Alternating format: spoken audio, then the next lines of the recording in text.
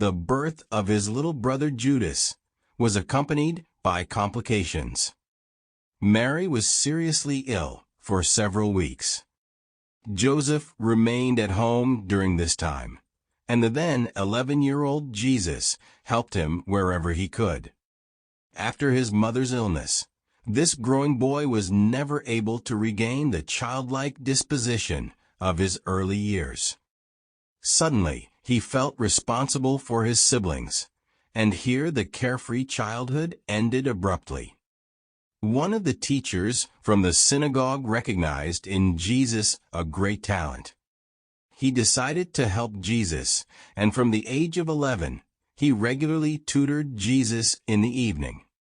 They treated the Hebrew scriptures with more depth than in school. This Jewish educator exerted great influence on Jesus' growing mind. He hoped Jesus would get a good further education with the rabbis in Jerusalem.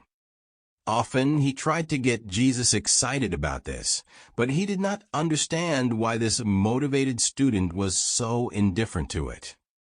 Around the age of 12, Jesus worked regularly in the carpenter's workshop, and Joseph took him more and more often to construction sites.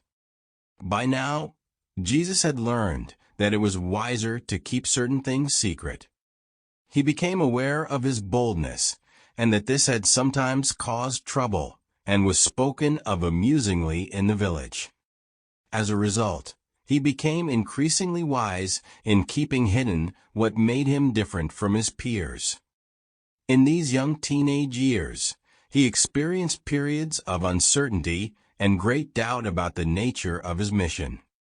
His human consciousness, which developed naturally, did not yet fully understand the reality of his dual nature. The fact that he possessed a single personality made it difficult to consciously recognize his dual origins. He was inwardly torn by the conflict between his awakening personality, which offered him a completely different set of beliefs from the traditional upbringing, and his conscience, which told him to dutifully submit to his parents. However, he never shirked the responsibility of making adjustments between being faithful to his personal beliefs and his duty to his own family. Eventually, he reached the satisfaction that he was able to combine his personal convictions and his family obligations more and more in harmony through a mixture of loyalty, fairness, tolerance, and love. As far as we know, Joseph was only once angry with young Jesus. Jesus was 11 years old when Joseph had to be in the Greek city of Skytopolis for work, which was located in the Decapolis, only 20 kilometers from Nazareth. He had brought young Jesus with him, and as they walked through the Greek city, they passed an amphitheater. Jesus had never seen anything like it, and he wanted to know all about it. Outside, he saw athletes doing sports exercises, and he loved it. Joseph was more than shocked to see how excited his son had become by these heathen displays. And it almost became too much for Joseph when he heard Jesus express his approval of it and say that it would be good for the young men of Nazareth to start exercising in this way. Joseph spoke earnestly and at length with Jesus about the evil nature of such practices, but he knew he had not convinced the boy. That evening at the inn, things escalated. During their conversation, young Jesus lost sight of the Jewish thought so completely that he suggested that an amphitheater should also be built in Nazareth. When Joseph heard his son express such un-Jewish sentiments, he lost his usual calm demeanor, grabbed Jesus by the shoulder and shouted angrily, "Son, never let me hear such an evil thought again as long as you live." Jesus was startled by this expression of emotion from his father. He had never before needed to feel the personal fierceness of his father's indignation and was surprised and shocked. He only replied, "Yes, Dad, I will abide by it."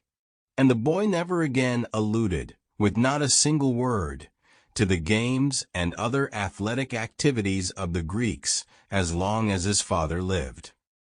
In his 12th year of life, Jesus made the transition from boy to youth. His voice began to change, and other aspects of his consciousness and body also showed that he was beginning to become a man.